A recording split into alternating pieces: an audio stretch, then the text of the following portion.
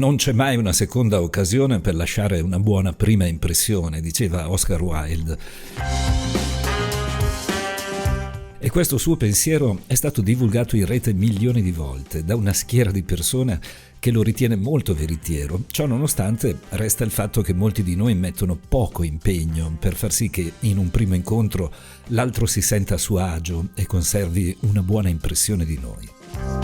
In ambito lavorativo, per esempio, è ancora molto presente la cultura in cui ha più valore portare a termine un compito che costruire una relazione. Per cui spesso due colleghi che prima si salutavano a malapena e si trovano a dover collaborare su un progetto condiviso si preoccupano solo del risultato tecnico, sottovalutando che potrebbe essere raggiunto molto meglio riconoscendosi reciprocamente come esseri umani, non solo come colleghi. Esistono numerosi studi e ricerche che dimostrano la naturalezza e l'importanza della prima impressione. Uno dei più significativi studi sulla prima impressione risale al 2016 ed è stato guidato dalla psicologa Vivian Zayas della Cornell University, in cui con la sua equipe coinvolse 55 persone alle quali si chiese di ipotizzare la personalità di 4 donne che venivano mostrate loro in fotografia. Nei ritratti fotografici alcune di loro erano sorridenti, altre avevano un'espressione neutra e ognuno dei 55 soggetti diede una sua soggettiva valutazione, soprattutto sulla base dell'impressione di simpatia o antipatia che ognuna di loro aveva suscitato.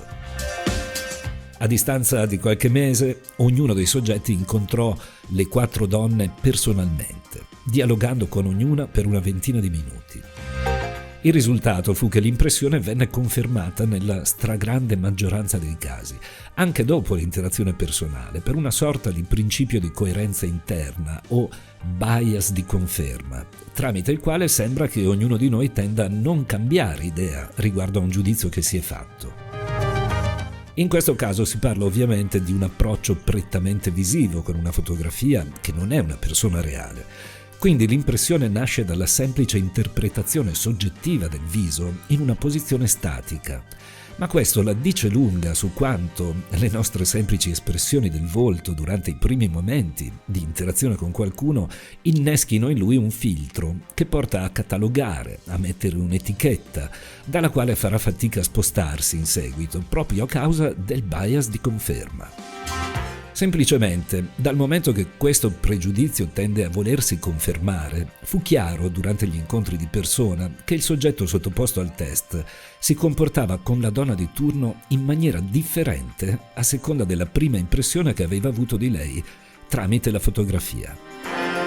Chi si trovava di fronte a una donna che aveva etichettato a priori come simpatica attuava dei comportamenti relazionali più aperti, più accoglienti nei suoi confronti, favorendo la donna stessa a esprimere la sua parte migliore e più gioviale, ottenendo così la conferma alla sua prima impressione. Al contrario, davanti a una di quelle giudicate scontrose o antipatiche, i comportamenti del soggetto in esame erano più difensivi, meno aperti e collaborativi, e questo spingeva la donna a fare altrettanto, confermando un'altra volta la tesi iniziale. Ma al di là degli aspetti non verbali, come l'espressione del volto, il sorriso o la sua assenza, al nostro abbigliamento, la nostra gestualità, le sfumature della nostra voce, a contribuire alla catalogazione, positiva o negativa, di una persona durante un primo incontro faccia a faccia, ci sono anche i suoi atteggiamenti e le sue modalità di interazione verbale. Per intenderci, possiamo avere una buonissima impressione di qualcuno perché si presenta a noi sorridente e accogliente nelle prime battute, e questo può predisporci al meglio nei suoi confronti. Ma se per il resto dell'incontro questa persona attua dei comportamenti che ci infastidiscono, alla fine non saremo così felici di incontrarla di nuovo, e se si tratta di un collega con cui dover portare avanti un progetto, la situazione può diventare pesante. Quindi sulla formazione della prima impressione, da un lato ci sono i nostri bias, i nostri pregiudizi, positivi o negativi che siano, dall'altro c'è anche una grande responsabilità dell'interlocutore, sulla base di come si porrà con noi nei momenti successivi. Se sulla faccia che ci troviamo purtroppo non possiamo intervenire più di tanto, possiamo invece farlo sui comportamenti e sugli atteggiamenti, ponendo semplicemente attenzione a come ci relazioniamo con la persona appena incontrata e mettendo in pratica delle modalità che favoriscano un giudizio positivo nei nostri confronti. E qui casca l'asino, perché spesso, nonostante le migliori intenzioni di risultare simpatici e piacevoli, purtroppo alcuni ci eviteranno. Quali sono quindi le modalità che possono rivelarsi ottimali per lasciare un buon sapore in bocca all'altro dopo averci passato del tempo insieme la prima volta? Ovviamente sono tantissime, ma ce ne sono alcune fondamentali che spesso sono sottovalutate. La prima, e ne ho già parlato spessissimo nei miei contenuti sul canale YouTube, ma non mi stancherò mai di farlo ancora, è la capacità di ascolto. Viviamo nella cultura del dire e molti di noi tendono a raccontarsi un po' troppo nelle prime interazioni e quindi parlano di sé, dei propri traguardi, dei propri problemi, delle proprie opinioni, dei propri viaggi, dei propri figli e dei propri cani o gatti, lasciando l'altro nel ruolo di spettatore silente di un film per il quale nemmeno avrebbe pagato il biglietto e in cui il protagonista è il pronome personale, io. Spesso alcuni di noi annientano letteralmente l'altro e lo fanno sentire non convocato, ponendolo in una relazione a senso unico, convinti, mentre lo fanno, di risultare simpatici e interessanti. È ormai dimostrato da un'infinità di studi e ricerche sulle relazioni che è vero esattamente il contrario. Chi fa domande all'altro, dimostrandogli un profondo interesse e si mette in ascolto, risulta più piacevole di chi parla in continuazione di sé.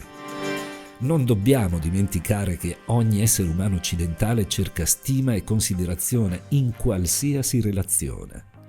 Chi parla molto non è detto che la ottenga, in un mondo di ego ipertrofici, mentre chi ascolta e fa sentire l'altro interessante ottiene un altissimo grado di coinvolgimento e lascia dietro di sé un ricordo piacevole e un desiderio di ritrovarsi insieme. Mettersi nel ruolo di ascoltatori è molto utile anche per offrire un'immagine umile di sé, mentre parlare in continuazione del proprio mondo, in particolare dei propri traguardi raggiunti, ci può far percepire come persone centrate su se stesse, che magari si danno delle arie e a lungo andare crea disinteresse. La seconda regola aurea per lasciare una buona prima impressione è tenersi distanti dai pettegolezzi. Parlare di persone che non sono presenti, commentare o criticare qualcuno che non è lì davanti a noi, fa sorgere, anche nel pettegolo più subdolo, il dubbio che un domani gli riserveremo lo stesso trattamento quando parleremo con altri di lui e quindi crea diffidenza. La terza modalità virtuosa che posso suggerirti è quella di evitare di lamentarti. Tornando a quei due colleghi che si trovano a collaborare senza essersi mai scambiati più di un saluto in precedenza, capita spesso che i primi argomenti diventino le criticità percepite in azienda, che spesso sfociano in pettegolezzi sui capi o sui colleghi. È meglio mostrarsi solari e sereni anziché il contrario. E questo può sembrare ovvio, ma ti invito a domandarti quante volte, in situazioni simili, ti sei trovato o trovata davanti a un collega lamentoso e cosa hai provato intimamente. La quarta buona pratica consiste nell'esserci, minuto per minuto, senza farsi distrarre dai nostri pensieri e in particolare dallo smartphone. Disconnettersi dall'interazione con l'altro, spostare il nostro sguardo abbandonando i suoi occhi perché è arrivata una notifica sul nostro telefono, gli trasmette un messaggio molto chiaro. È più importante la notifica di te. In una vecchia puntata video ho parlato nello specifico di questa tendenza che viene chiamata phubbing, ovvero snobbare a causa dello smartphone, pratica che svilisce qualsiasi interazione relazionale e diventa un terribile bastone tra le ruote, soprattutto nelle fasi di un primo incontro. Alla fine basterebbe domandarsi cosa provo io quando il mio partner, il mio collega, mio figlio o la persona che ho appena conosciuto si fa prendere dallo schermo del suo telefono escludendomi momentaneamente. Purtroppo capita spesso che alcune cose, quando vengono fatte dagli altri, le consideriamo riprovevoli, mentre quando le facciamo noi tendiamo a scusarci con un alibi che ha molto a che vedere con l'autoindulgenza. Pensa a quante volte hai dato del cretino a chi ti ha tagliato la strada uscendo da uno stop e a come ti sei scusato o scusata intimamente quando hai commesso tu la stessa infrazione. Ero sopra pensiero, ero stanco, non ho visto lo stop. Difficilmente ci diamo dei cretini in casi come questo. Dulcis in fundo, ti ricordo che una minima capacità di leggere il linguaggio non verbale del proprio interlocutore nelle prime fasi della conoscenza reciproca può aiutarti a capire se è a suo agio o a disagio, a seconda dei momenti e degli argomenti della vostra interazione. Va da sé che riuscire a mantenerlo il più a lungo possibile, in uno stato di agio, magari cambiando discorso o modalità quando ti accorgi che avviene il contrario, è molto utile ad assicurarsi una buona prima impressione. Nel mio archivio trovi molti video sul linguaggio non verbale, sono quelli contrassegnati da un pallino verde prima del titolo. Tornerò davanti al microfono lunedì prossimo alle 7, come di consueto. Buon cammino.